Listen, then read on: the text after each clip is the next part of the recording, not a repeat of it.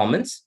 This will be followed by a session by Manoj Garg, where he will speak on the growth opportunity in the contract development and manufacturing segment in the pharmaceutical space.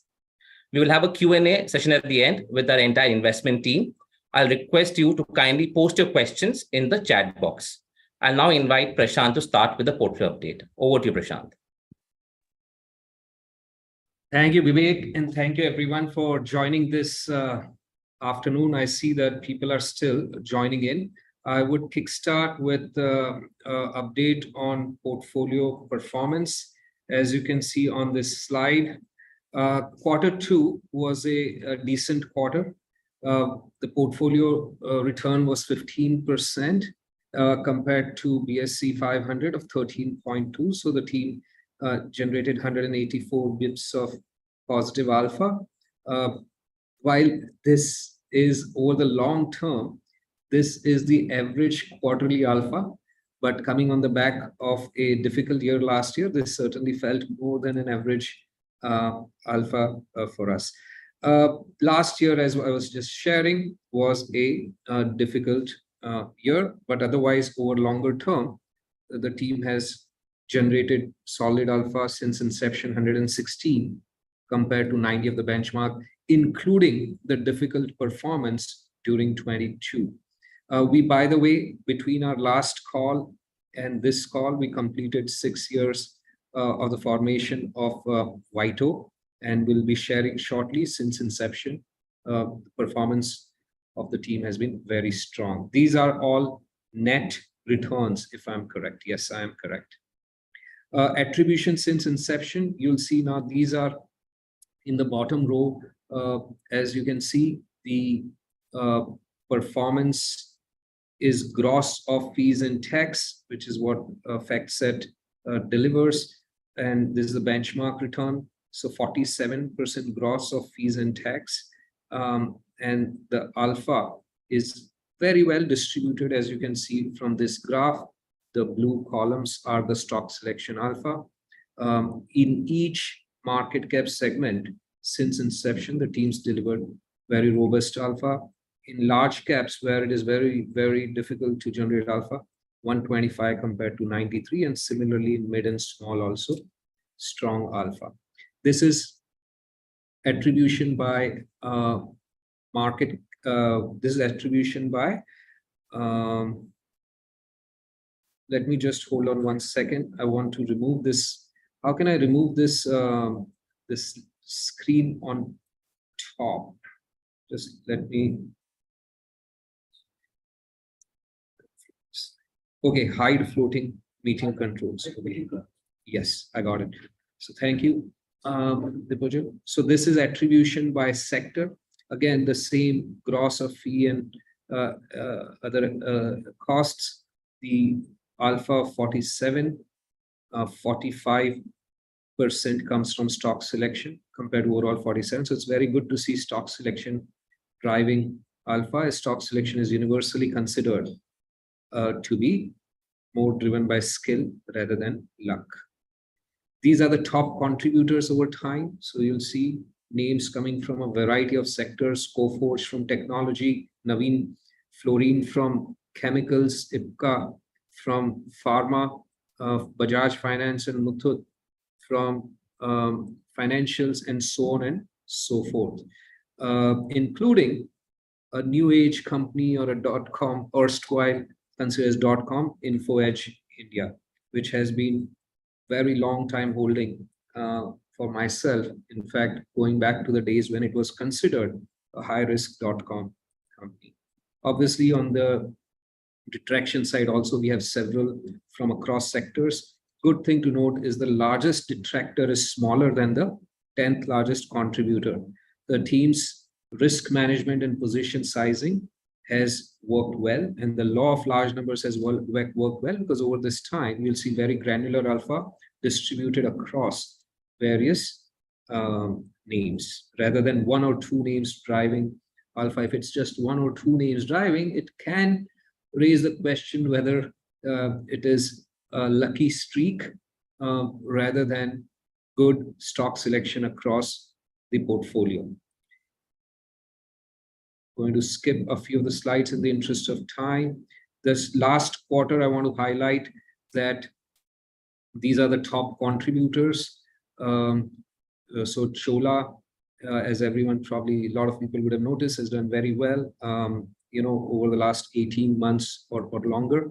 But also Coforge again appearing in the top contributors.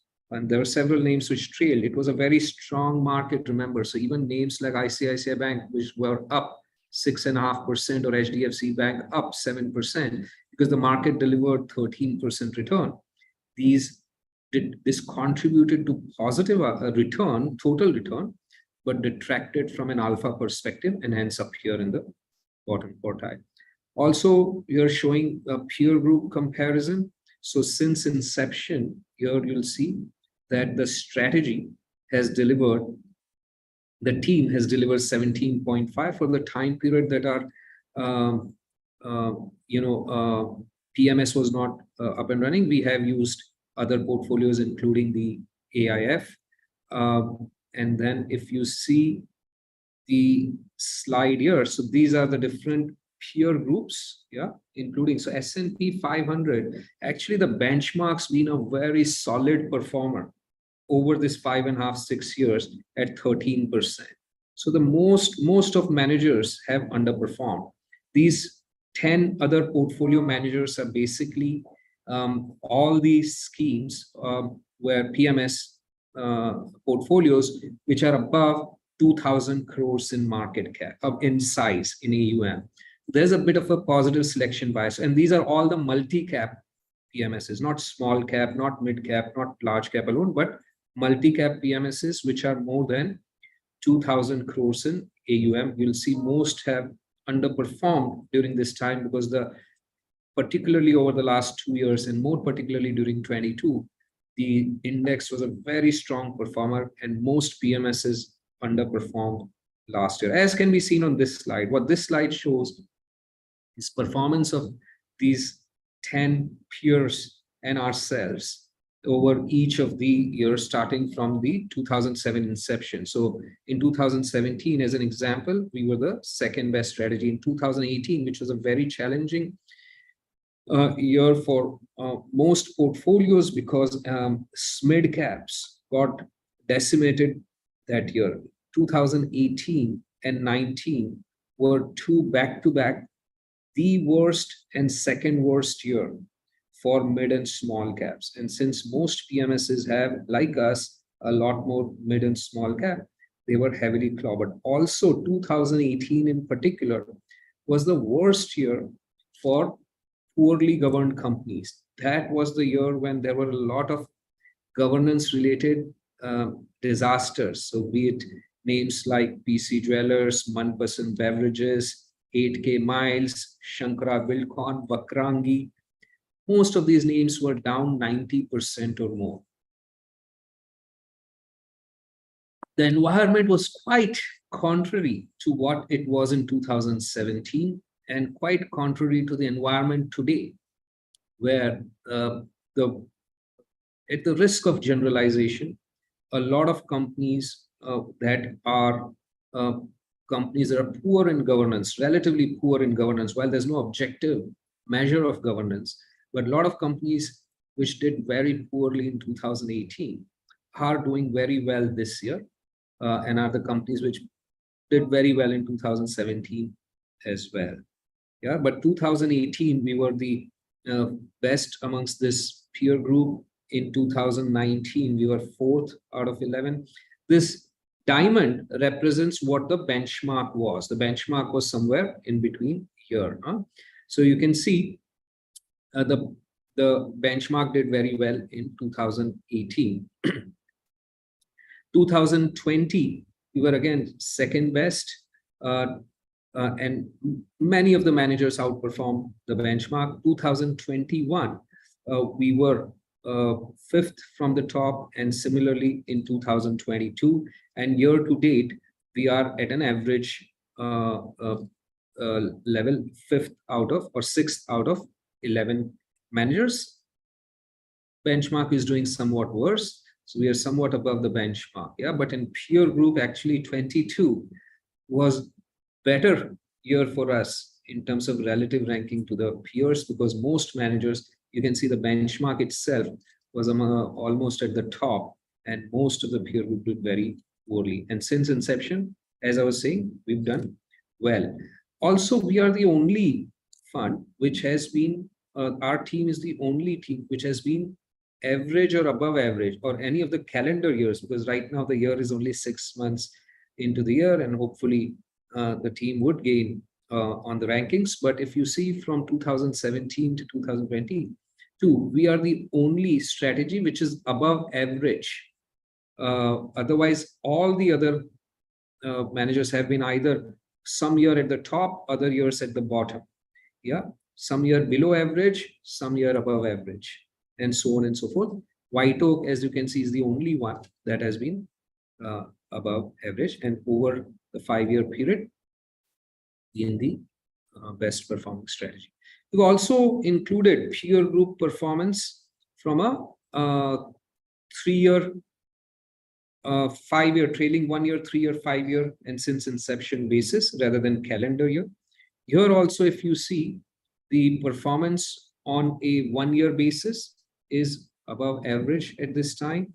3-year basis is also just merely above average, but above average. And on a 5-year and since inception basis, at the top of the comparable peer group. This is just presented in a different format, above and below how peers have performed. So you can see 5-year and since inception is at the top, and year just above average. Now, so obviously, last 1 year and 3 years is not been as strong for us as the prior years were. And we've discussed in the prior meetings some of the reasons. We want to just recap in brief, not to be repetitive. But when any combination of the following plays out forcefully in the market, we would tend to have a headwind in our performance. When poor governance segments of the market in aggregate outperform the good governance segments. I know governance is subjective, but I think we've again discussed in the past, a lot of these sectors can be and generally agreed that these tend to have weaker governance than other sectors, and we tend to have a lot less allocation to these sectors. We have a lot less allocation to government-owned companies, and when SMID caps underperform the market, that is also a headwind for us. So what we've done is, in the prior such calls, as you would remember, we've had a number of slides that we go over to explain this phenomenon. We've tried and compressed a lot of that information in this one slide. So it's made it busier. But if I can request everyone to stop multitasking, those who are, and focus for next 3 to 5 minutes on this slide, it would be a good recap of what we've discussed in the prior discussion. So what this slide is, first of all, the timeline is from March 28, as you can see here. That is when there is performance available on Bloomberg over the last, nearly more than 15 years now, of the funds that either I have managed at my prior firm or your White Oak team. Yeah. Now, this blue line, which you can see over here on the screen, this blue line is relative performance of SMID caps versus large caps, starting from an index level of 100. So it means if the line is sloping upwards like it is here, SMID caps are outperforming large caps. If the line is sloping downwards like over here, that means SMID caps are performing worse than large cap. As I was pointing out, 2018-19, which is starting from here pretty much at the start of 18 till pretty much till early till the COVID bottom, SMID caps were underperforming large caps. So when this goes up, it's a tailwind for us. When it goes down, it's a headwind for us. Now, if you look at This brown line now, this brown line is the performance of the market, call it BSE 500, which is say the average, versus the performance of SOEs, which is PSUs, another name for PSUs, state-owned enterprises, utilities, commodities, and so on. Yeah, so there are two factor risks, if you all remember, in our portfolio. I hope I don't need to go over the whole thing, but I'll just quickly remind these two factor risks are there in the portfolio because so from a portfolio construction perspective, the aim is to maximize alpha, minimize the volatility of alpha. And alpha comes from stock selection, so our focus is on stock selection. In mid and small cap, there is a lot more alpha potential, so we allocate about 20% or thereabouts more in mid and small cap, and hence when mid caps does poorly, it's a headwind for us. But despite that, in 2018, we were the top performing manager. The reason was this next slide, because we also, for similar reasons as the prior slide, we allocate more capital to what we consider better governed segments of the market rather than poorly governed segments of the market. So in 2018, because poor governance did extremely poorly in the market performance and well-governed sectors did well, this factor being more powerful in our portfolio, overcame the mid-cap factor to generate top-notch alpha. Yeah, so I'll come back to the slides if necessary, but this is a slide we've covered at length last time or previous times, so don't want to spend too much time on that slide. So when this brown line is going up, that means the market is doing better than this poorly governed sectors. And when poorly governed sectors are doing well, then this line would be going down, like in 2022. So basically, when the design is such that when these two lines are both going up, or whenever either one of them is going up, that represents a tailwind.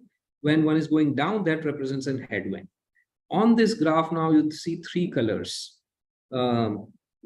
Pinkish color, pinkish red, green, and the beige one or the gray one, depending on your color settings. Now, the red zones like 22. So at the top of the graph, you see the time period. So this red zone lasted from December 21 to December 22. The red zones represent those time periods when both these factors are downward sloping, meaning they are both headwinds to us. Okay. The green zones are both tailwinds to us, like, when from 2009 to 2011 or so, or end of 2010 or so. And the gray zone here, which is most of the graph, is no headwind, no tailwind.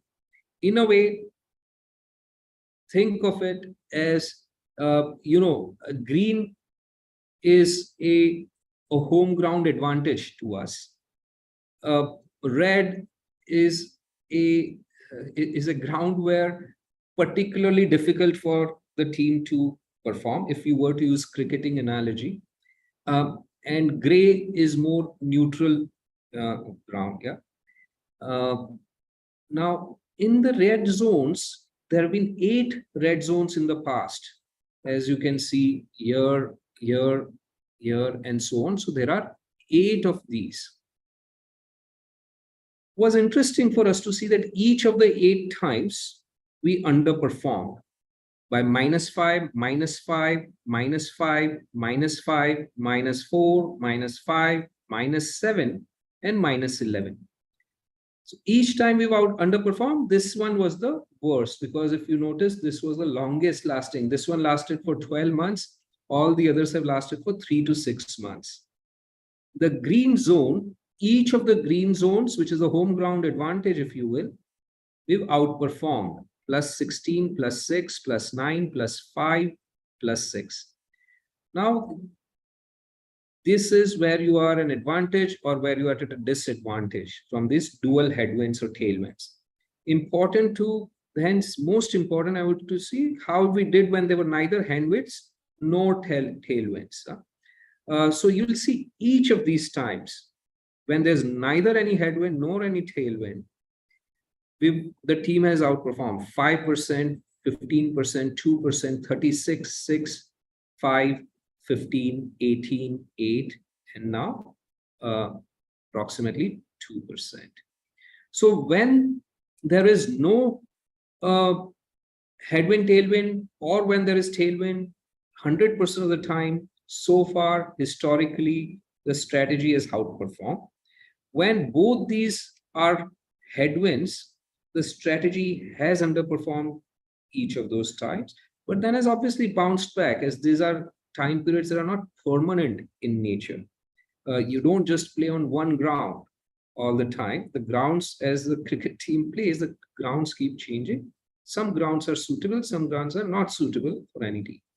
Now, this is the length of time that this phenomenon existed. What this slide shows is the magnitude of these factors at risk. So this is again a slide that you might be familiar. The green and the red over in this graph represent the alpha of the strategy over time. You'll notice that for most part, it is very solid green, and the worst here is this. Now, what you see in the next row is the performance of benchmark versus the underweight segments of the market, which is the poorly governed segments of the market. And then next is the mid cap versus large caps. Yeah. So here you'll see there have been different times at which these two have been negative. But if you were to simply add these two, it is logically or analytically incorrect to simply add, because one factor can be more powerful than the other. They're not equivalent. Governance is a more powerful factor. But for simplicity, if we were to simply add, this minus 29 has been the most severe time period. Yeah, the prior weak time periods were 2019, 2016, and so on. And you'll notice that sometimes we've been able to, like 2019, overcome this magnitude of headwind. Sometimes we've not been able to overcome. This time it being so severe and stretching out as long as we saw over here. This was like 2 or 3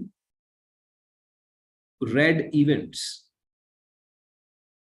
occurring right after one after another without any break in between.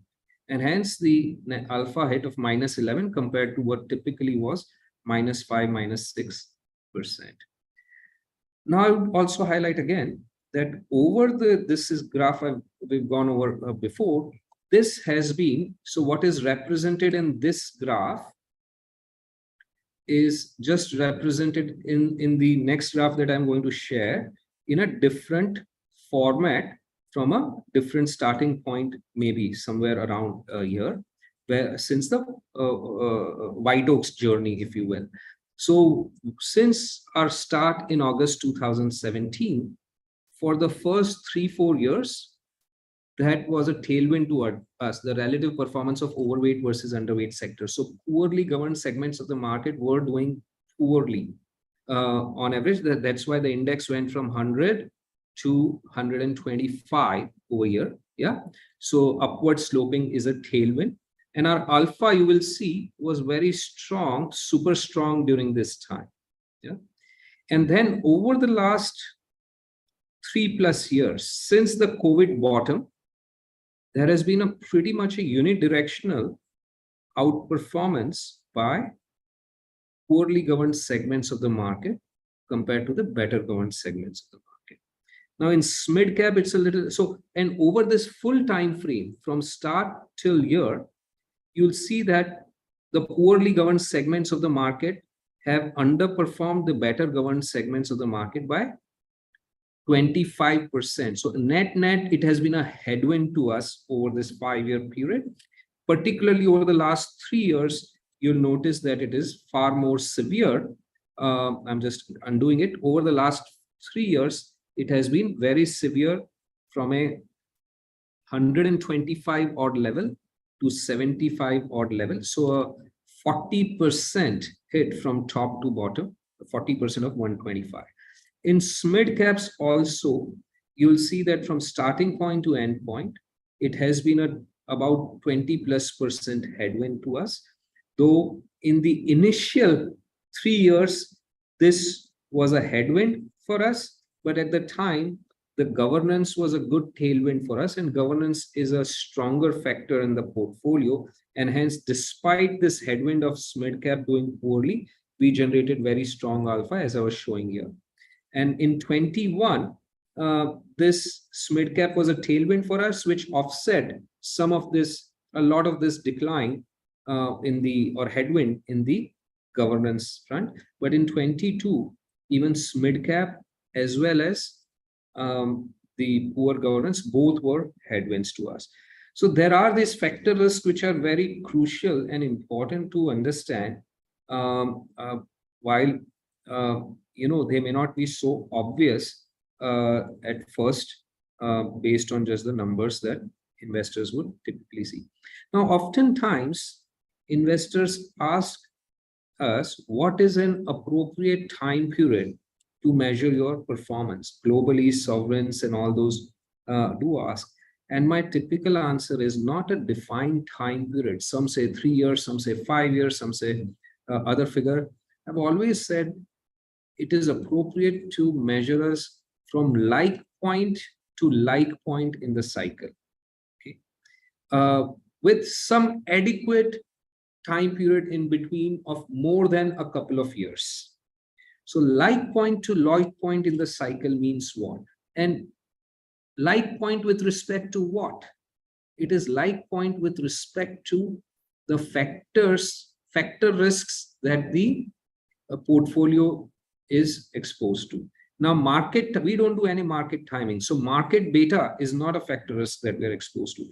But this is a factor risk that we are exposed to. Now, some people who do market timing or who have a beta of 0.5 or a beta of 1.5, for them, beta would become the appropriate risk factor on which you have to measure like point to like point. Now, if you just measure our performance relative to peer group over the last 3 years, you will find that we've done an average job, as we shared in the prior slide. There's nothing remarkable about our performance. And you would all tend to really like managers who are, because just as we have this strong tilt or bias towards better governed companies, there are many managers out there who have a very strong tilt towards poorly governed companies or somewhat weaker governed companies on the whole in the portfolio. Like, take government-owned companies, for example. We hardly own government-owned companies other than for risk mitigation purposes sometimes, yeah. But many managers have a lot, probably the biggest allocation in the portfolio in government-owned companies. And they either have it throughout time structurally because they like the low PE multiple that these guys trade at or the dividend yield that these guys provide at. So if you compare our performance to someone, and there are a lot of those out there that we don't need to name, but there are out there who have such names, not just government-owned companies, but other companies from the sectors that segments of the market that we discussed, then over the last 3 years, they would do fantastically well. Yeah. Now, if I go back to this, if you see over, okay, let's see 3 years performance. So 3 years, portfolio 9's done very well. Portfolio 7's done very well. Portfolio 6 has done, or portfolio 4, sorry, I missed out. The portfolio 4 has done on a 3-year basis fairly well. So look at portfolio 4, okay? Now this is a good example here. Now on portfolio 4, if we go back to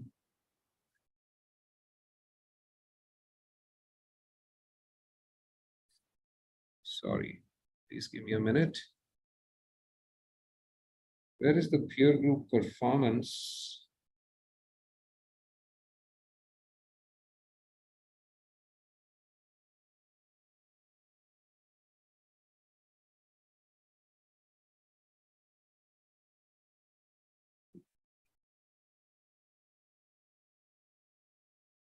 Oh, sorry, I'm going in the wrong direction.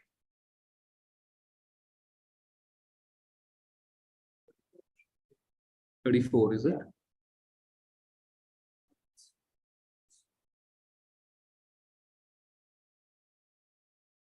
Yeah, sorry.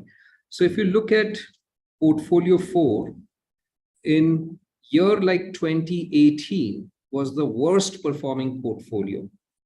In year like 2019 was worst performing portfolio. Yeah. And in 21 was best performing. Now, quite possibly, I don't know off the top of my head, and I anyways won't share with you who is portfolio 4. But portfolio 4 probably tends to own companies where, maybe government owned or otherwise, what the kind of sectors or segments that we talked about. And similarly, portfolio 9 possibly has some, or portfolio 10 possibly has similar traits. So in years like 2018, where we were best, these guys were at the bottom. And in year like 2022, some of these guys are, would be at the high end. Well, some of them are at low end on both the times.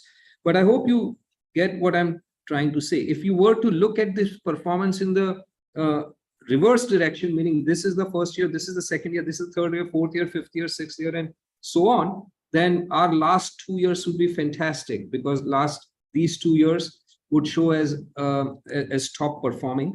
But if you understand that these are representing these different time periods in the cycle, and hence this time period is not necessarily an upward, even though it looks like a 3-year time period, it's not a like point to like point on the cycle for our strategy, because this is a major factor exposure in the portfolio.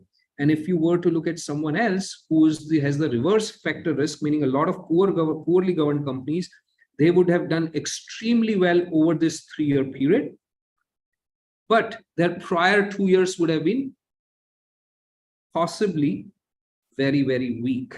Yeah. And if such a time period comes back again, when poorly governed companies do poorly and better governed companies do better, then that would become a tailwind to us and a headwind to these folks possibly. So how long is a good time period to measure? That is not as simple as anyone would expect, 1 year, 3 year, 5 year, any such number, but it is a function of what factor risks there are in the portfolio, and what kind of current market environment is, and when was it last similar market environment. And hence, if you see, it would be okay to measure us from this point to this point. Yeah, if it would be okay to measure us from this point to this point, yeah, or from this point to this point, or to this point. These are all crossing at 100. So on the governance factor, these are like point to like point in the cycle. But in fact, it would not also, I mean, we've had some headwind from year to year as well. Despite the headwind, the performance is top notch. Yeah. But this is somewhat of a non-like to like comparison time period, even though it may be longer time period than from year to year. The reality of investing is it's very complicated. So beyond a point, or let me put it this way, the reality of performance analytics is it is very complicated. And that is why if you just simply go by who's the best performing over the last 12 months, 24 months, 33, 36 months, it does not necessarily play out in forward-looking manner. The best performing managers from 2013 to 2017. So when Modi ji was nominated for by BJP party mid 2013 to December 2017, the best performing managers during those times ended up being most of them ended up being the worst performing during 2018 and 19. And the best performing during 2018 and 19 were possibly lagging the prior years or are facing challenges in 20 year like 22 for the governance factor, which is one of the important dominant factors in most portfolios, yeah, including ours. This just shows our performance compared to international peer group as well, global peer group. Yeah. So just wanted to share that it is not any different over there. We had a blue means we outperformed the peer group, and the darker the shade of blue, higher was our performance. So in 22, in global peer group, sorry, in 20, in global peer group, we were the best performing. In 2019, 21 as well, we were very strong performing.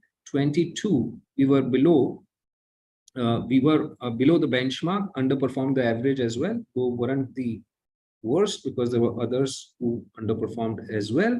But relative to the global peer group, we were below average. As you saw, domestic peer group, we were slightly better than average, but global peer group, we were below average. And since inception, though, we are very much at the very top, the second best manager being 14% below us compared to 93, 79.6 in the cumulative sense.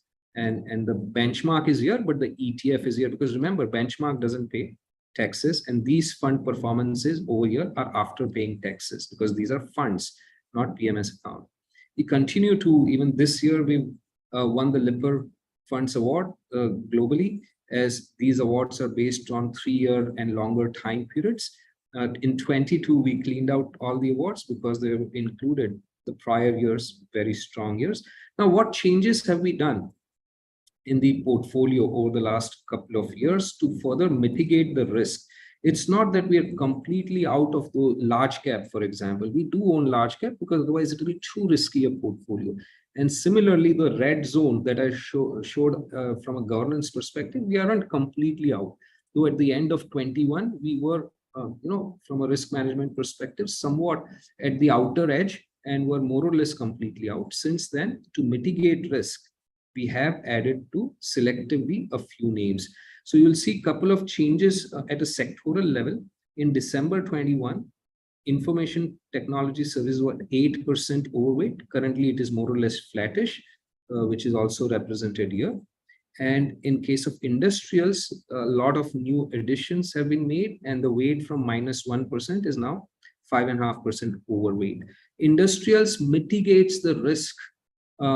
Historically, also, that's been our experience, that when these segments like utilities, commodities, be it metals, energy, and all, and the government-owned companies, when they do well, when their operating performance is strong, they end up doing a lot of capital spending, capital expenditures, which then benefits in turn the industrials. So these industrials do act as a partial hedge, and that is what we've included in the portfolio over the last 12 months or so, which seems to so far have worked well in mitigating that risk. As you can see, the series of names, these are all the industrial names only that we've highlighted here.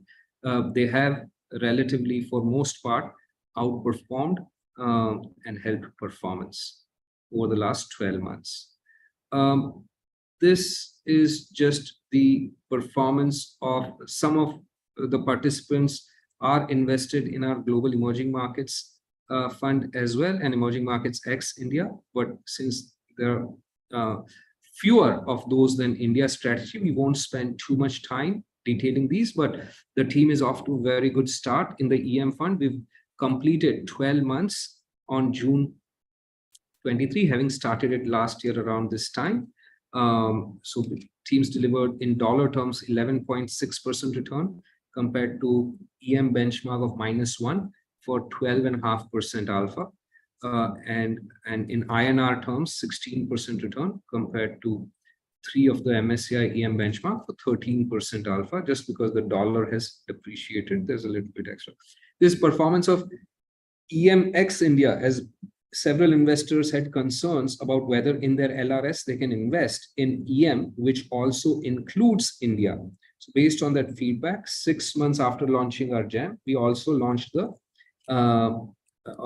and some of the distribution partners also had expressed that concern that their clients might not be able to invest in a GEM fund through LRS because India is part of GEM. So we are probably the only ones who have a GEM ex India portfolio, which we launched towards the end of last year. And since, year to date, if you see, the portfolio has done very well, delivered 10.6% return compared to 4.85 as of end of June, for a 576 basis points of alpha. This is in US dollar terms, and this is year-to-date return in INR terms. Obviously, this year-to-date BSE 500 is somewhat lagged emerging markets peer as of end of June. This is just the portfolio composition similar to India. Energy and utilities, we don't have any exposure there, have more in small cap and mid cap combined. Again, I'll skip these slides unless there are questions on EM. This is representative portfolio of EM. So some of the names you'll find very familiar. Hermes and LVMH are the leading fashion giants, including Richemont, which owns the brands like Cartier and Van Cleef. But I'm going to skip these for now. The valuation, obviously, for EM is at on some measures at historical low levels or below long-term averages. Going to keep moving. So this is an interesting chart. Over long term, most markets end up giving similar returns. Yeah, as you can see from 20 to 22, while in the first decade, India did extremely well and global did very poorly. US was the worst performing market in the first decade of this century. The next 10 years, US was the best performing market, and India, in fact, was the worst performing of these major compared to these multi-regional funds during the last decade, 2010 to 20. But when you combine these two time periods, you have more or less similar range of 3 to 6%. Europe is the laggard, whereas S&P US 5%, EM 5%, India 6%. Now 2020 to 23, India is leading, and that's why obviously everyone is bullish on India, including us all today on the call. My observation is people are most bullish and sentiment is most positive for markets which have recently done the best, as was the case in 2010. Everyone was bullish on EM and India, and whereas at the end of 2020, that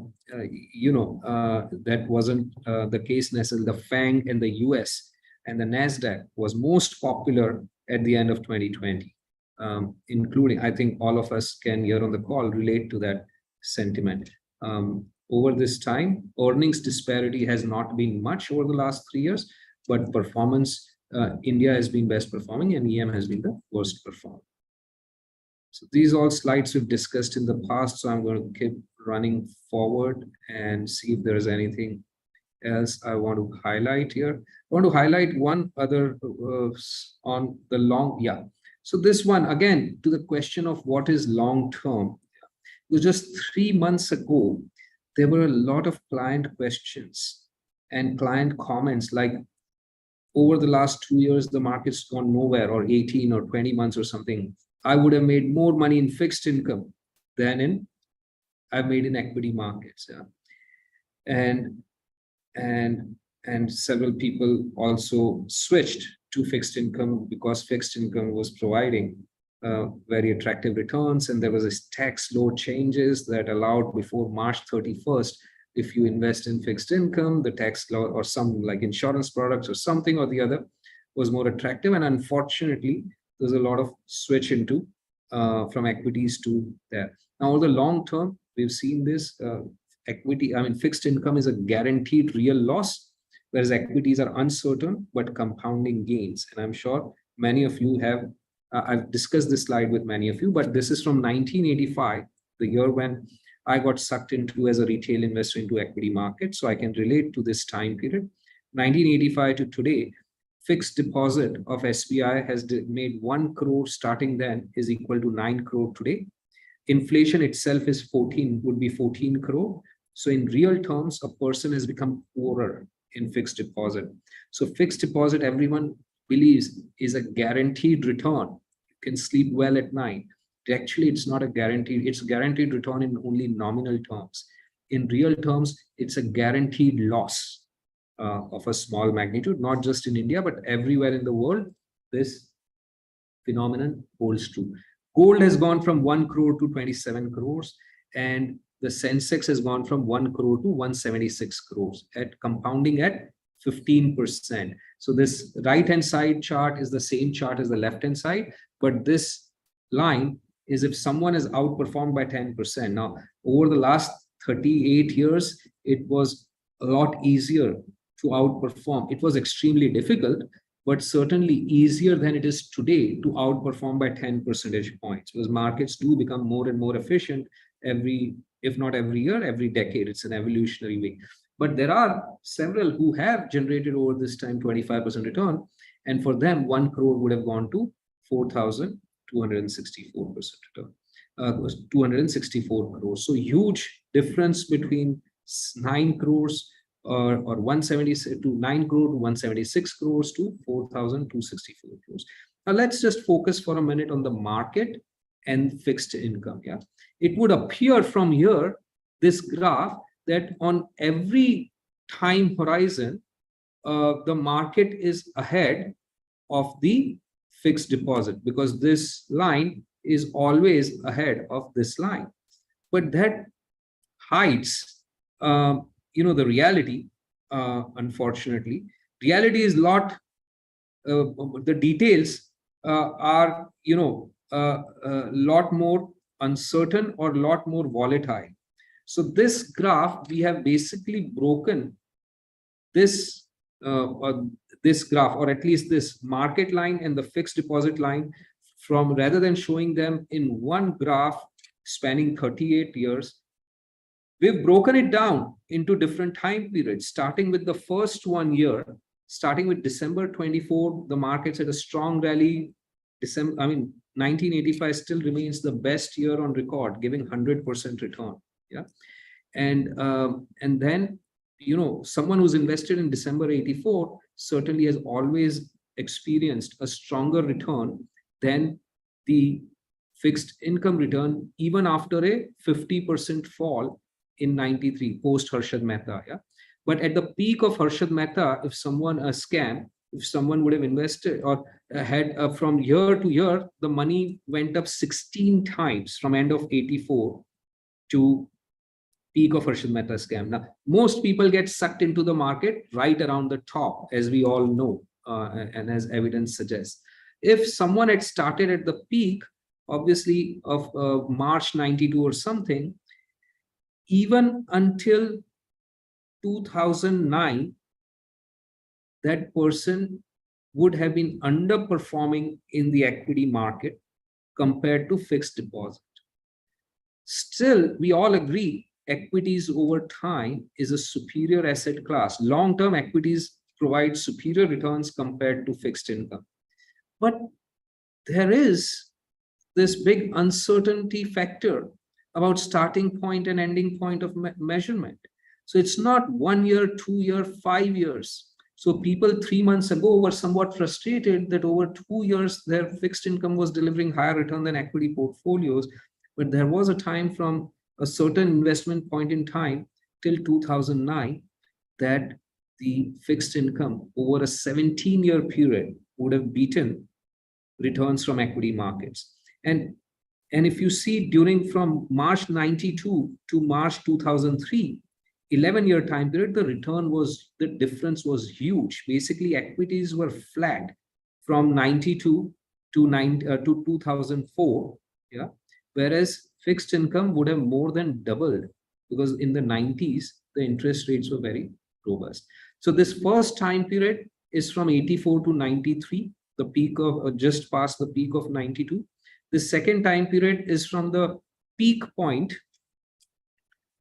in 92 to the bottom of the next bull run in March 09.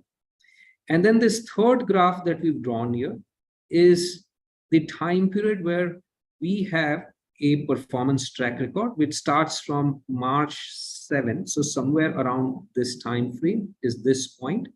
And from here, you'll see that fixed deposit would have given 115% return. Market has gone up 6 times, so 517% return. And the strategy has gone up 16 times because of the strong alpha generation over this time.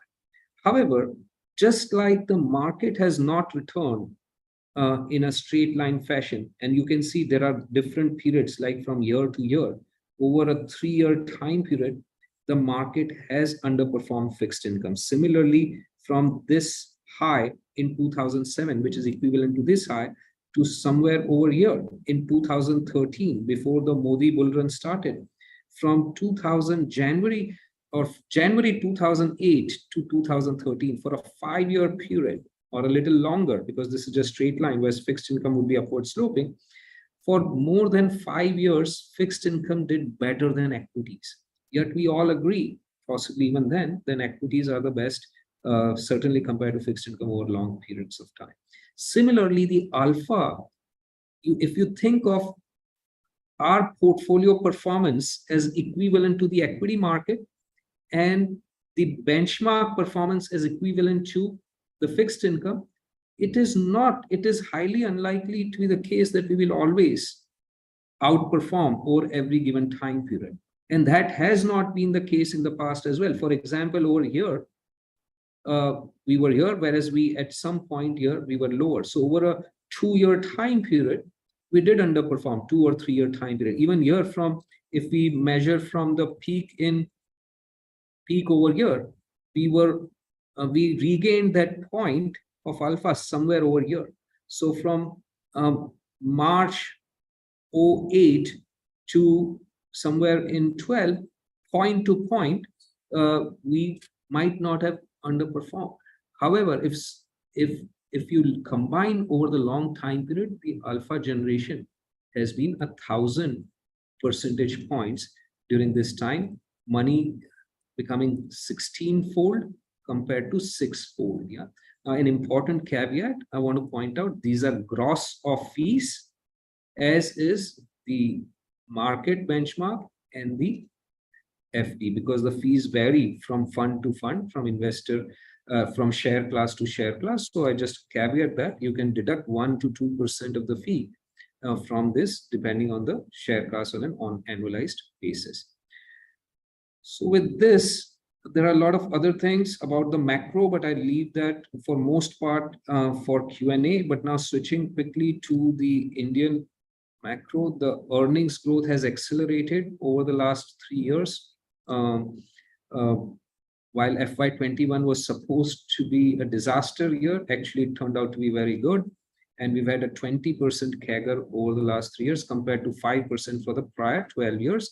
As the profit cycle has turned from 08 till 20, it was on a decline, bottomed out around 1.5, and now has come back up to long-term average of about 3.5%. As you can see here, FY21, 22, 23, and now projections are for about mid-teens growth. The valuation, if you see, presently at about 20 times, is more or less in line with the Modi era valuation of about 21 times. When viewed from a very long time period, over a 30-year time period, the average is 17. So we are about 10 to 15% higher than the very long period average, but in line with. So call it valuation is within the reasonable zone, be it from price to book or P multiple. From on EM perspective, we are at a 2 sigma or more of a premium because EM multiple has come down due to China's derating. So I've gone up mid cap and small cap. So this is for mid cap. Mid cap premium has gone up over the last a couple of years. So something to bear in mind, and small cap as well, with the big surge over the last 3-4 months. So I'll stop here, and we can go to the Vivek. Should we go to the next session, or? Yes, we can have Manoj's session next. Great. Thanks, everyone. I'll stop sharing myself.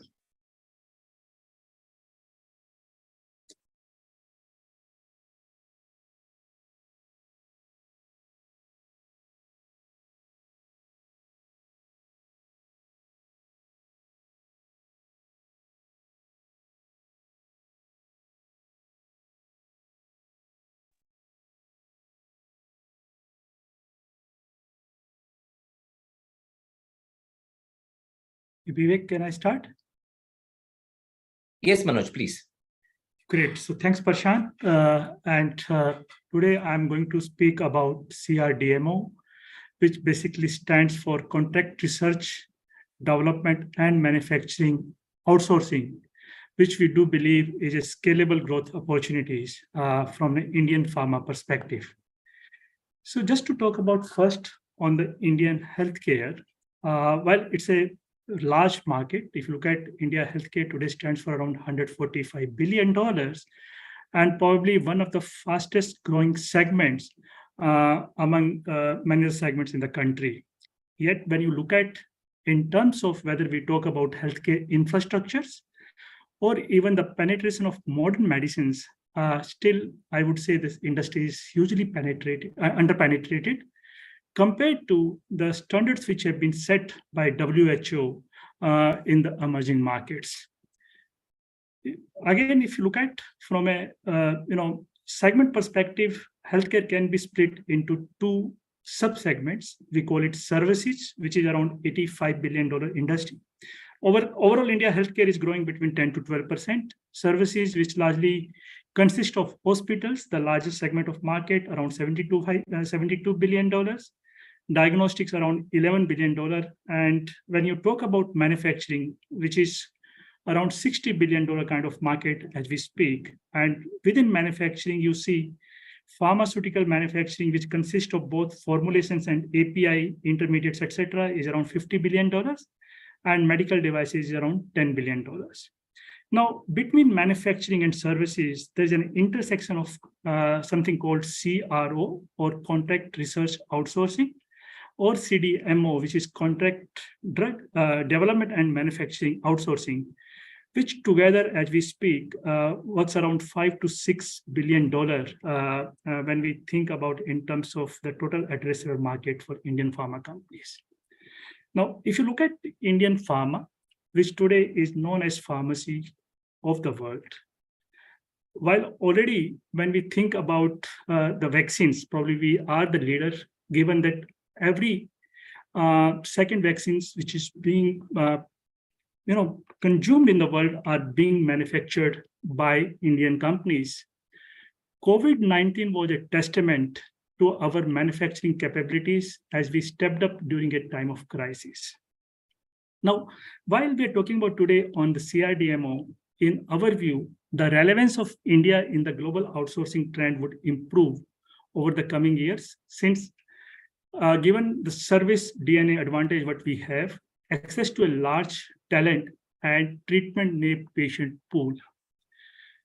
We have already seen that in the IT industry, where India today has established global dominance and continue to gain market share. And we think CRDMO would be the next big growth opportunity for the Indian companies. A little busy slide, but what I'm trying to focus here is who these CXOs are and what really they do. So historically, the drug discovery is a pretty long process and which consists of multiple steps, right from preclinical to clinical development and finally commercializations. And in the past, there used to be a specialized service providers for each of those service segments. But as we've been seeing the recent trends, where countries or companies are emerging more like as an integrated players, and they would like to provide end-to-end services under one roof. And probably we'll talk a little more in details as we move forward. Again, this slide basically focuses in terms of the addressable market opportunities for CRO, CDMOs, or so-called CRDMO. If you look at overall, the size of the pie is around $155 billion. While the global pharmaceutical industries are likely to grow early single digit to mid single digit kind of range. But when you look at the next 8 years, forecast for this CXO industries are around 11.5%. So this industry is likely to grow almost 2 times than what the global pharmaceutical industry is likely to be. As I indicated earlier, India CDO or CXO stands today at around $5 to $6 billion. When we look at this CXO, again, largely we can split that into 2 segments, CROs, which is Contract Research Outsourcing, and CDMO, which is largely development and manufacturing. And you can see the CRO is around $79 billion and CDMO is around $76 billion. Now, within CDMO, and which is likely to grow faster at 13%, you have the small molecules or the molecule which can be synthesized in the laboratories. And we'll speak a little more in terms of the difference between small molecule and the large molecules. But clearly, if you look at the point what I want to drive here, that biologics, which are the large and more complicated molecules, are likely to grow at a faster clip of 15 to 17%, and which is almost like 2.5, 3x to the overall pharmaceutical industry growth. This slide basically talks about the difference between small molecule and biologics. Well, small molecules are the molecules which can be synthesized or produced in the lab, while the biologics are made up of living cells like RNA, mRNAs, and DNAs, which are the living living cells, and obviously they are very complicated and large protein chains. Just to put it in the layman language, like manufacturing a bicycle is equivalent to a small molecule drug, or like aspirin, then biologics or monoclonal antibody stands like you're manufacturing a private jet. So that talks about the kind of complexity what the large molecules or biologics stands for. Again, a little bit busy slides, basically talking about the whole drug development process, where if you look at in terms of the probability of success, that if a company starts with screening of more than 10,000 compounds at early drug discovery stage, only one drug is being commercialized or approved, and that's the kind of probability in terms of success. When you think about the time it takes in terms of developing that molecule, it's anywhere between 12 to 14 years. And once the molecule gets commercialized, the patent life or the finite life of the drug, where the drug developer or the innovators has to recoup the entire cost of development within that 8 to 10 years period. And hence, I think the turnaround time becomes very, very critical. And third is, if you look at over the last 40 years or 4 decades, because there are higher rate of failures, the drug development cost has gone up from $180 million in 1970s to $2.5 billion. And in order to de-risk their R&D, increase speed to market and faster turnaround time, and to reduce the cost, large and emerging biotech companies are now moving to more and more outsourcing kind of business models. Now, a couple of drivers which we would like to focus in terms of why the CDMO or CXOs are gaining or becoming much more relevant for the market. As we've been talking about biologics over the last few slides, today, if you look at biologics are gaining share, though small molecules are still relevant. 30% of the sales today in the global pharma market comes from the biologic drugs. But when you look at in terms of the incremental pipeline, which is in development, almost 45% of the drugs are coming from the biologics. And you can see the R&D spend on the top right-hand side, that the R&D spend on the biologics is going at much faster clip versus the total pipeline R&D spend. And if you look at in 2020 itself, 50% of the drugs which are being approved by the regulators in the US are from biologics. So obviously biologics are clearly getting the tractions. And given these biologic drugs are more complex structure, they require longer research timeline, and hence probably you need I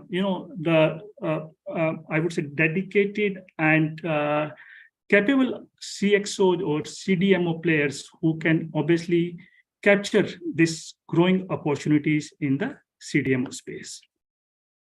The other key drivers for the growth is, again, the increasing importance of small and virtual biotech pharma companies. If you look at in 2021, almost, I would say, maybe 44 to 45% of the investment in the R&D has come from the companies which have virtually no infrastructures in terms of manufacturing or large R&Ds. they are probably being started by the scientists, either in the universities or maybe a group of small people coming out and starting, their development work from the small labs. And these are the people who are gaining much more importance. And by 2030, you will see more than 55% of the spend will be done by these small biotech pharma companies, which you can see that while the R&D spend on the top right-hand side by the large pharma company are likely to grow by 4.5%, but the small and virtual pharma company will have almost 11% kind of CAGR R&D spend. And these are the companies, again, they require the services of these CXOs, CDMOs, and CROs in terms of obviously doing the clinical trials and then getting into the commercialization of the molecule. And most of these small biotech companies largely have a focus in terms of asset-light model, and hence they are largely reliant on outsourcing. Another critical point I would like to highlight in terms of, again, the growing trends of drugs, which probably are being meant for the rare diseases. Now, you may have very limited number of patients for these drugs, but given that these drugs have got faster acceleration in terms of regulatory approvals, and there's a lower development cost, the share of orphan drugs in the overall pharma industry has gone up from 4% in 2000 to now 15% in 2022. Now, these are the molecules which are very novel in nature. Probably they require small volumes, but the value component is very, very high, that as these drugs comes with a very expensive price. But given that they are meant for the rare disease, there's a higher propensity of failure and or lower probability of success. And even the batch size are also relatively smaller. And it doesn't make sense for the pharma companies to put dedicated infrastructure for these kind of modalities, and hence increase outsourcing requirement. Now, this slide basically talks about that how the CXO helps in terms of bringing down the cost of development as well as faster turnaround and hence shorter clinical time. If you look at whether in preclinical or clinical, CXO companies in China or US offers maybe 30 to 60% lower cost versus the drugs which are being developed in the US or Europe. And they also shorten clinical time by 24 to 42%. Given that they have availability of large patient pool available, and you take it like this way, that if a drug has a finite life of around 9 to 10 years, and if a blockbuster drug, contribute around $1 billion kind of revenue in a year, and if you cut short the development time by 6 months, it leads to $500 million incremental revenue to the innovator. So innovator won't mind maybe spending, money in order to cut the, development time or faster turnaround time, and hence they, apart from their own resources, particularly of the large pharma company, even they also go for some of those, CXOs in order to develop or have more molecules in the pipeline. Now, if you look at in the bottom left, there's clearly an increased outsourcing trend. However, given that the innovators are very, critical in terms of the IP protection, still, I would say the outsourcing in China or India is between 15 to 20%, and the majority of the outsourcing is still happening in the US or Europe. As we see this innovator gaining more confidence on the Indian companies with regard to IP protection, which we already started seeing that kind of trends, or some of the companies, in China who are global partners, we believe that probably the pie of this outsourcing towards Indian emerging market is likely to increase further.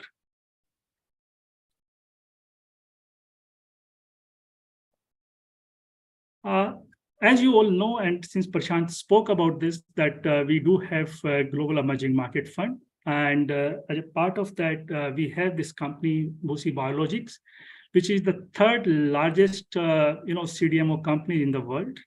And it's a very interesting case study. Like WuXi Biologics, maybe around 15 years ago, they started as a CRO player, and where they start offering the discovery services, particularly to small and emerging biotech pharma companies. But over time, they have successfully moved up the value chain, and today has become a fully integrated, CRO stroke CDMO players. And if you look at, as they have kept moving up the value chain, even their engagement with the customers, where in discovery services, probably the average revenue per molecule used to be $1.5 to $2.5 million, has now, for the commercial stage molecule, the average revenue per molecule has gone to $50 to $100 million. And that's what it has led to 50% kind of compounded 5-year CAGR growth for the company from 2016 to 2022. And even despite such a higher base, company is very, very confident that they are likely to grow for another 35% CAGR over the next 4 to 5 years.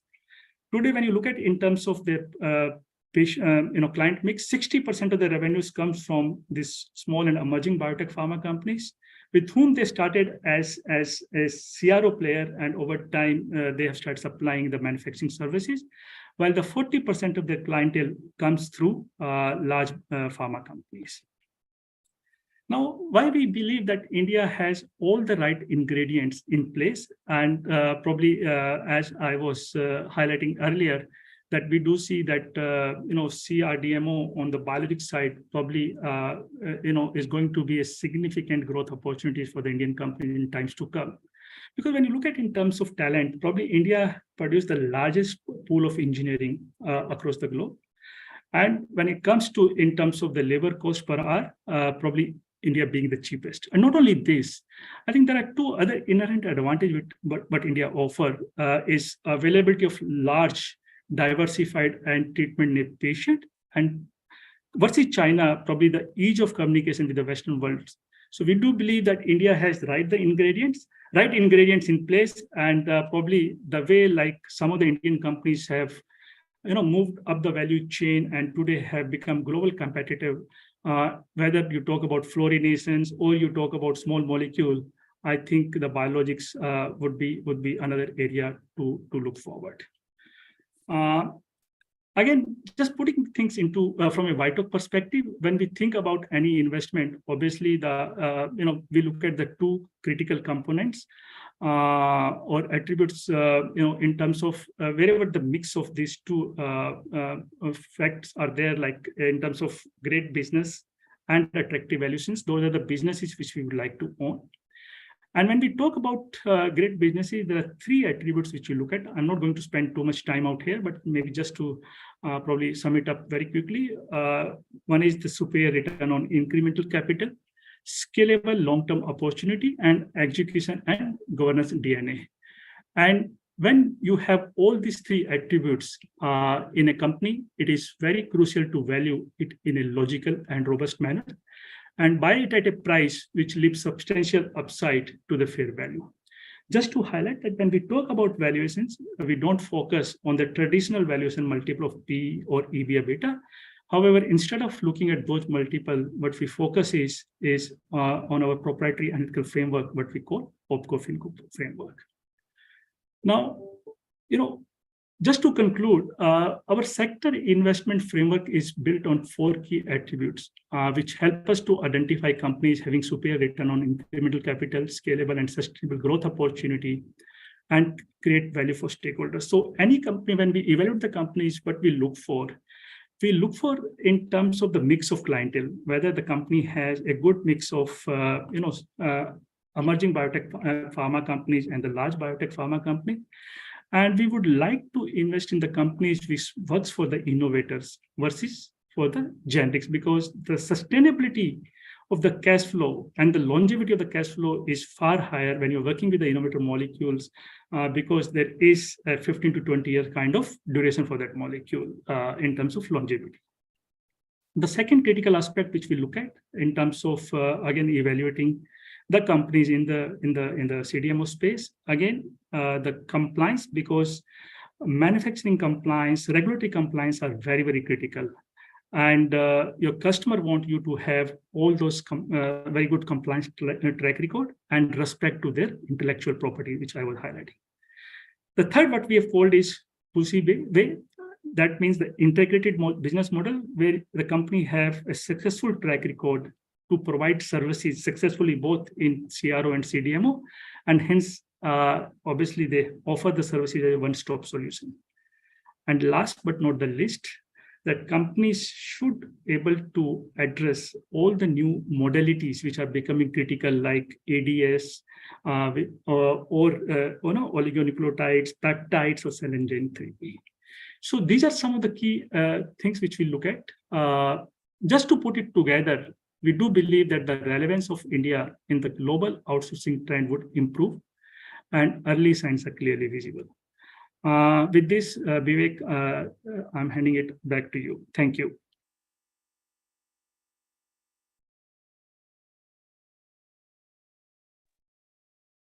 Thanks a lot, Manoj.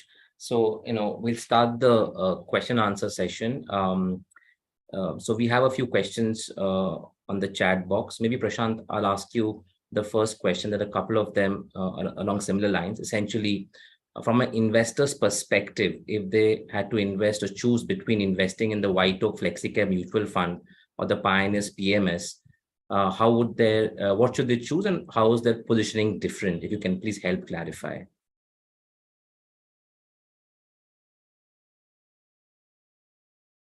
Prashant, you're on mute. If you can just. I think we get the question on every session, as obviously new participants join the call, which is very great to see. So as I have outlined earlier in the calls as well, we expect both the Flexi Fund as well as the Pioneers to do well. Now, there is a difference that the Flexi Pioneers is, or the Pioneer Equity is more HNI strategy, meaning it is offered to PMS, AIF, kind of 50 lakhs and plus. Whereas in the MF, everyone can invest, even smaller investors. Generally speaking, MFs have to be a little bit more risk aware or risk mitigation tools they have to deploy. So they do tend to be somewhat closer to the benchmark, not just at White Oak, I would say across board compared to the PMS. Now, in years like 22, when benchmark does very well, and I would just try and pull up, can I pull up my, can I share screen still? Oh yeah. Yes, Prashant. Yes, Prashant, you can.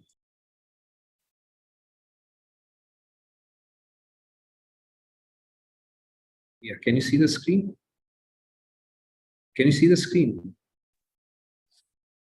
Yes. Okay, yeah, okay. So in a year like 22, when the benchmark does extremely well compared to most of the PMSs, right, over here, in that year, 9 out of 10 times, I have not looked at, but I can be very sure in years like this, MF in general, all mutual funds in the, not each and every, but the average mutual fund would do better than the average PMS. So you'll find a lot of PMSs doing better, a lot of MFs doing better than the PMS. And similarly, a team, same team, if it were to run an MF as well as a PMS or research team is common, you'll find the same thing. If they're doing what they're expected to do, then in a year like 22, MF would do better than a PMS. Similarly, for the average, not necessarily I'm saying for our case, because there are competing factors at play, but like the governance is an important factor as well. But a lot of PMSs have a lot more mid and small caps. So in years like 2018, when mid and small caps do very poorly, you would likely see mutual funds do better than PMS, because mutual funds would be more closer to the benchmark. So the same would be true for us. There'll be certain years where the MF would do better, particularly if it's a strong year for benchmark relative to the PMSs. And vice versa, if a lot of PMSs do well, like in a year like 21, quite possibly PMS would do better than MF, or a year like 2020. So it is to summarize, the MF has greater awareness of the benchmark. As a very specific example, I believe our MF fund still continues to own Reliance Industries. They cannot be, 8% underweight or 9% underweight Reliance Industries, whereas PMS does not own Reliance Industries. So in a PMS strategy, that kind of a 8%, 9% underweight risk, even if Reliance rallies, PMS would have a headwind, but that risk is tolerable. And you'll find a lot of PMSs don't own such large cap names as Reliance or HDFC or other names. Yeah, we do own HDFC Bank, but I'm saying other funds may not own in PMS those names. But if you find in MFs, in most MFs, you will find these names at least underweight, but you will still find these names because they are more benchmark aware. And if you are closer to the benchmark, then years when benchmark does very well, you will again be closer to the benchmark and do better than most others. So I hope I've explained there's no such answer. I personally don't have a favorite between PMS or MF. Certain years one would do better, other years other would do better. If an individual's risk appetite is less for a alpha volatility, then it may be better to consider the MF. And not just for us, but for anyone. In the industry, PMS is likely to be more volatile in alpha. As you can see in this graph, whoever is this portfolio 9 was at the bottom at the top in 2017, at the bottom of 2018, somewhere in the middle, then at the top, still top, and then at the bottom on 20. So PMSs we are in a way the most consistent amongst the PMS group, being, as I highlighted earlier, average or above average in each of this time period. But with MFs, you would find even more consistency, or closer. The range of outcomes would be narrower around the benchmark.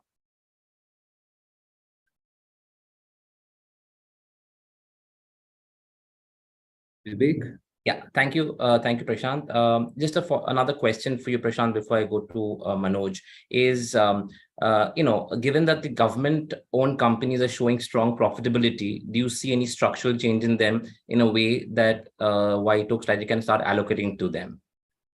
Yeah, so see, we may allocate from time to time from a risk mitigation perspective, but our belief remains the same, that as an alpha opportunity, these are low alpha segments of the market.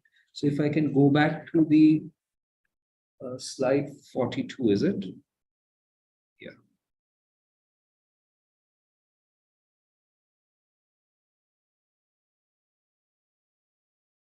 Yeah.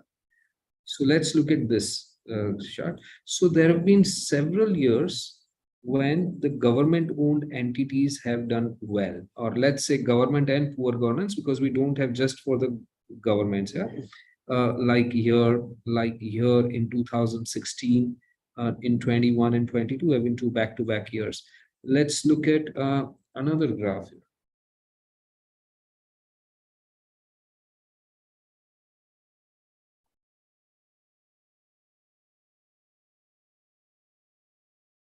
So I'm going to. So this is a graph of HDFC Bank versus PSU Bank. So not the entire government sector versus the market, but just the top private sector company versus the Nifty PSU index. Now, 3 years in a row, PSU banks outperformed HDFC Bank. Yeah, this is the difference. So what we've shown here is HDFC Bank's performance compared to PSU.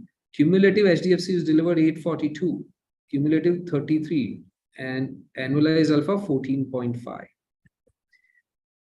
But it hasn't come in a straight line. There was a 3-year period 2007, 8, 9, where the government-owned banks outperformed HDFC Bank and possibly most of the private sector banks. Now, one could have said, and if you go back prior time period, 03, 04, 05, you would find such, again, time periods as well. One could have, I'm sure at that time also people believed it's structural now, for whatever reason. Private sector is going to struggle or PSUs are going to have the government backing, because that was a time there was a lot of uncertainty around the global financial crisis. So the belief was that the government-owned banks have the government backing, so they would not go bankrupt. There's private sectors, who knows? Yeah. So at the end of 09, one would have been very susceptible. As I was sharing with the countries also, at the end of 010, everyone believed US was going to the dogs. But then next 10 years, US ended up being the best. And at the end of 2010, everyone was very gung-ho on emerging markets because they were going to be the new growth engines. All the developed worlds were in problem. Yeah. But the next 10 years, EM was the worst place to be. So same way, investors, not only I'm saying retail investors, but even fund managers do ask this question, and analysts do, often get swayed that now it's the new era. Remember, just 2 years ago, or in 21, everyone was talking about fintechs. BNPL was the buzzword. Forget about government-owned banks. These BNPLs in 2020, post-COVID, were supposed to kill the private banks also and take away the business. Now nobody is talking about BNPL. That word is forgotten. And now and the reason is because fintechs were doing supremely well worldwide. There weren't many listed fintechs then in India, but they were doing supremely well. Klarna or some such BNPL company, Swedish or something, it is like private equity valuations of north of $100 billion. And other companies in Brazil and elsewhere, there was some, I think, news item about Warren Buffett investing in one of those fintechs. So it all just became a real, narrative that fintechs are going to take away business from the brick and mortar. Because it's the recency bias of investors. And I don't mean, again, the end investors, but even fund managers and analysts are all susceptible to it. Now, for them, there was a massive long 10-year time period or 11-year time period that HDFC Bank outperformed. And now 2 years have been terrible years for HDFC Bank compared to the public sector banks. In 21, HDFC Bank underperformed by 41%, and in 22, 60%. And over a 3-year period, HDFC Bank is underperforming by 50%. Obviously, this also contributes to our underperformance. As I'm highlighting, we are one of our top holdings is HDFC Bank, and we don't own any government-owned banks. Now, over time, HDFC Bank has always been a very good sized holding for us and has delivered fantastic return. Last 2 years, it's been problematic. Now, should we jump over from year to year? I don't believe that way any money can be made. Like you see on this graph, every time there is this red zone, people would have the same question in their mind. Is it something that structurally changed and the government-owned companies would now continue to do well forever? I think as long as they're government-owned companies and management is controlled by the government, I'm not talking about just in India. We have an EM fund. We have invested and looked at these government-owned companies across the world from Korea to Mexico. There is a genetic problem, which is government selects the management. And as long as that is true, over long periods of time, because no government is permanent in a democracy or even an authoritarian regime. Hence, these companies don't deserve a multiple because the terminal value is highly suspect. And hence, while this has been the longest time period, we at least don't believe this is structural. Having said that, we do mitigate risk. It's for risk mitigation why we have 60% in large caps, right? We are not zero large caps, even though we believe alpha is more in mid and small. Similarly, as the weight of these companies have gone up in the benchmark, so this segment of the market, poorly governed segments of the market, has now become 25 to 30% of the benchmark. This was probably around 15% of the benchmark at the COVID bottom. in March 2020 and has gone up substantially because this segment has outperformed. 15% underweight was tolerable, 25% underweight is not tolerable. And hence we have cherry-picked from the bad lot, if you will, or the poor governance lot to mitigate the risk. And while we don't think we can generate 8 to 10% alpha in that segment of the market, but we would still, just like in large caps, we do generate low to mid single digit of alpha. We would seek to generate, at least that kind of alpha, or 2-3% alpha. So we have invested in certain. These are just the industrial names, but there are other names as well. A couple of other names as well, like BEML is another name, which are government-owned, to mitigate this risk. But are we going to be overweight government-owned companies? Highly, highly unlikely. Never say never, because the governance is an important element of our investment approach since ever. Sometimes it is true that poorly governed segments of the market would do very well, but then there would come a time period like 2018. Sorry, yeah.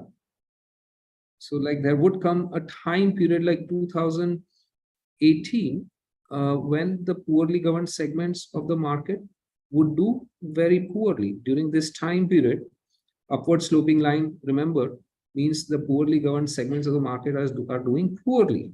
So there would come this time frame.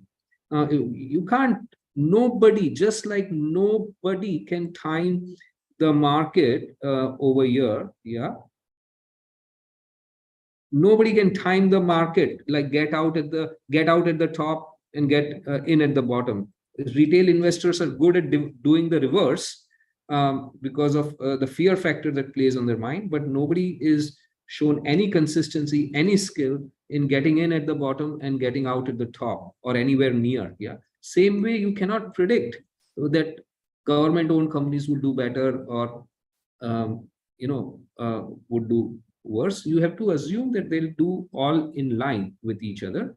However, alpha generation potential is lower in this segment of the market, and that is the reason why we don't allocate much capital over there, because the idea is to not just avoid underperformance, but the idea is to generate alpha over time, and we've done that over a 16-year time period by allocating, even with lower allocation to government-owned companies.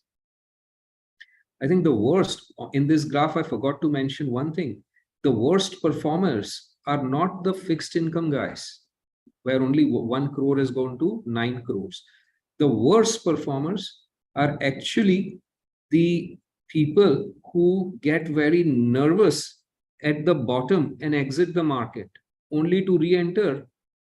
So if you look at in this slide, there are investors, I'm not talking about investors on this call, but there are investors who will be sucked into the market. Many of you would have seen the Harshad Mehta scam movie. They would leverage themselves and get sucked into the market at the top and exit. So at the top, they would believe risk hai to ishq hai and all those things that in many ways these bulls would in media would portray, and they would tend to enter at the peak, and then at the bottom they would exit. They would tend to enter close to here because everything, and Harshad Mehta is talking about, India is the best place in the world, and then the scam breaks out, market's gone down 50%, and then there are headlines whether the scam is 5,000 crores, 10,000 crores, 50,000 crores, whatnot, and that scares the hell out of people, and they exit. And then they come back then closer to 98, 99, 2000 time period when there's a bull market in TMT. And again, it's a new age .com and everything, and they believe the world has changed, and now equities is again structural thing, and hence, though I missed out on last many years, I will enter at the top. And again, then the bubble bursts, they get scared that it was all a bubble and exit. And then it keeps repeating. 2008 bubble, when it burst, everyone was so scared of Lehman crisis. 2008 Diwali parties, you all remember, everyone was hyper scared and exited the market. because we've not even scratched the surface. Everyone was putting out targets like index would become, Sensex would become 5,000, 3,000, no end on the downside. And a year later, then once the election was over and the market hit few circuits upward, and then finally the same investor comes back. And every time in doing so, you miss out 50% to 100%. And hence your return ends up being actually oftentimes worse than the what fixed deposit would have given. And same would be the case of fund managers who try to keep chasing what segment of the market government sector is doing well, or the other sector is doing well, or the other sector. There's no money to be made that way. You manage the risk, which we've shown to historically manage extremely well. We are not just amongst the very top performers over time in terms of return. We're also the most consistent over time. Yeah, notwithstanding last year, including last year, we are the most consistent over time. Though last year was the most negative of the years over this time, but that doesn't change the fact that we are the most consistent over time. And hence we would not be chasing, because that chasing would not result in any other. If we had a belief, if we believed that such chasing can generate alpha, we would do that. But that kind of chasing doesn't serve anyone. Sure. Thanks, Prashant. So Manoj, quickly, a question for you on CDMOs, given that the service training regulations, if you can just talk about the regulatory aspect governing CDMOs. So I think, Vivek, when you talk about the regulatory aspects, I think it's a very important consideration. And given that most of the companies who works with the innovators, they do have regular inspections from their partners, I would say that until now we have seen that their regulatory standards are pretty good, and they have been able to pass most of the regulatory inspections, etc. But again, when I talk about regulatory challenges, it's not only pertaining to India. I think across the globe, whether you talk about US, whether you talk about China, a lot of companies do find these kind of regulatory issues, even in the respective country. It might be just because we do track Indian companies, and people feel that Indian companies are probably have a poor regulatory track record. But that's not the case. Even companies in the US, the largest company, even Pfizer, have got a couple of time FDA observations and FDA 483 letters.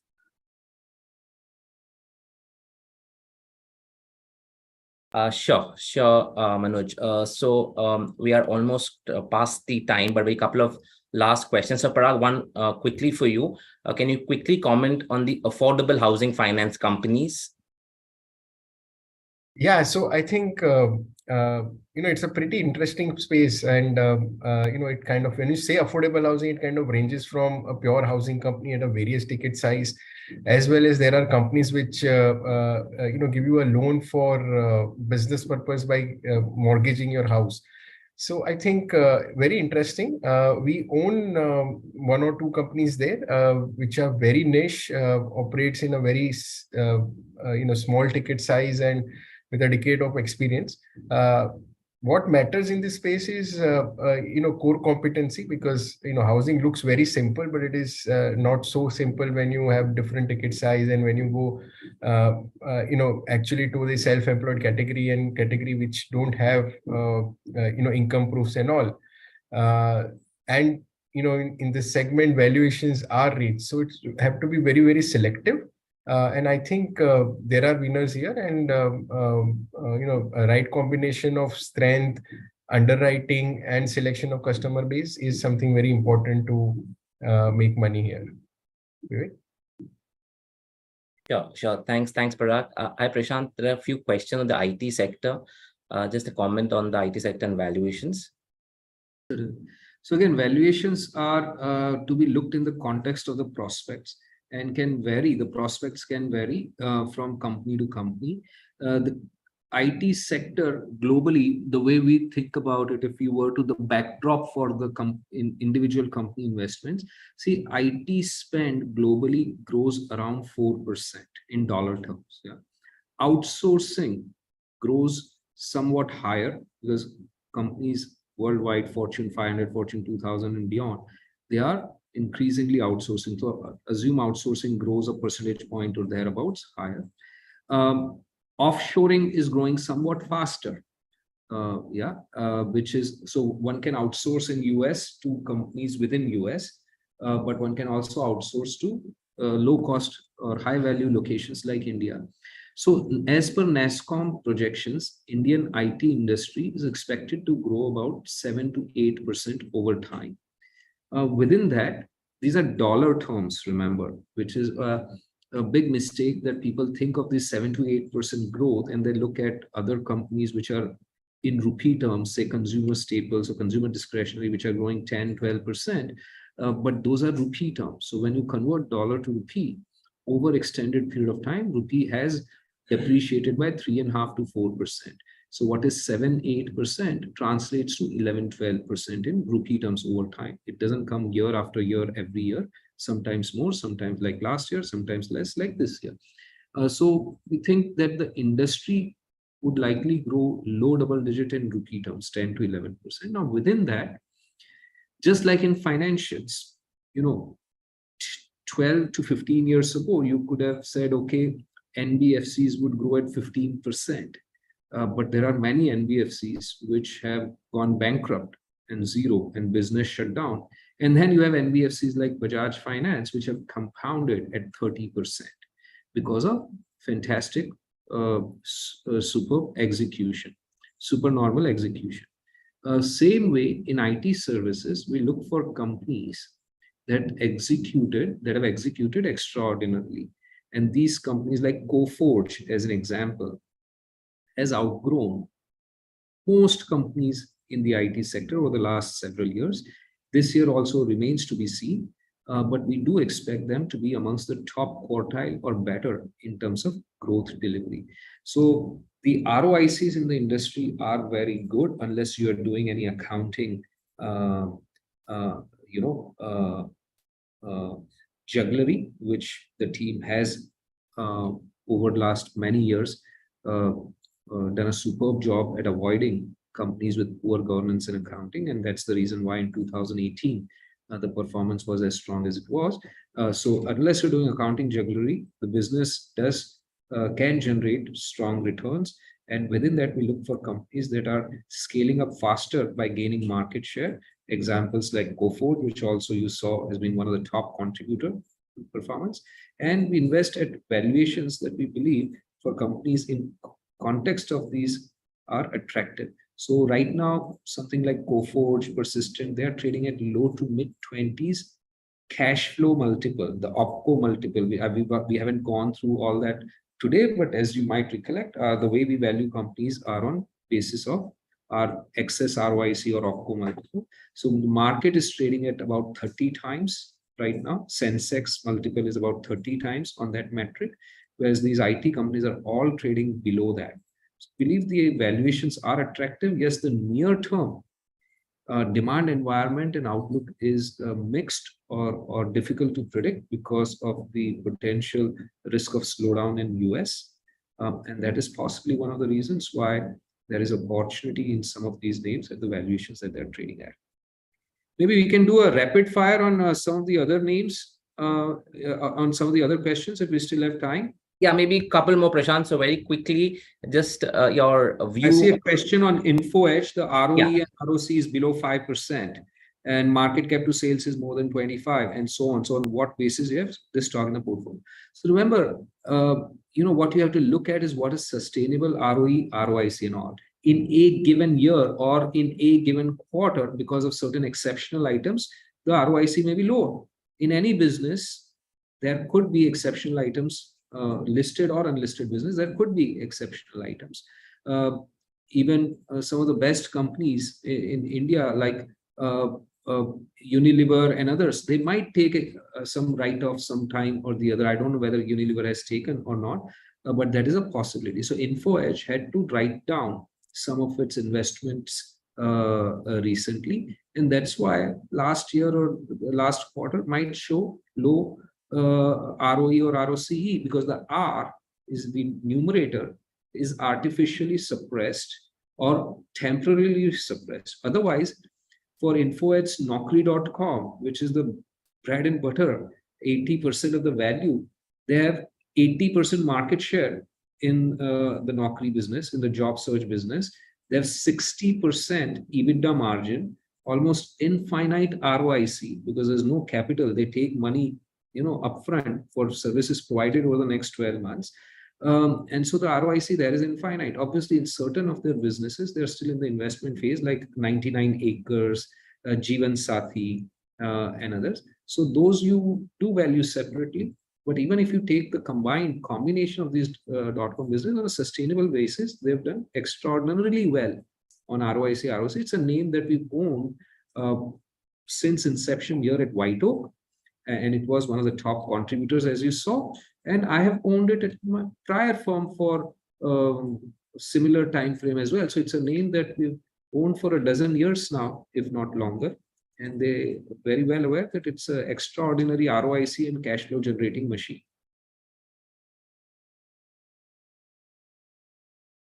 Maybe Prashant, you can talk about the global semiconductor scenario. There's a question on that. There's a question on, please elaborate your view on the global semiconductor scenario, especially given the tension in Taiwan. So obviously, if something were to happen untoward in Taiwan, if China were to take it under one fine morning, then there is a major disruption possibility. But a lot depends on what is the reaction by US and others, whether there are sanctions or whatnot. So there would be if some such thing would happen, the prices of semiconductors, all kinds of chips and whatnot would shoot through the roof, and then there'll be a mad rush to set up parallel capacity in Europe, in US, and everywhere else, which already has started for diversification, and these are strategic investments for countries like US and in Europe, because after having seen what happened with Russia, Ukraine, they don't want to be overly dependent on Taiwan. So it's a binary thing. If that happens, there'll be a lot of disruption and inflation in prices of semiconductor, all things related to semiconductor.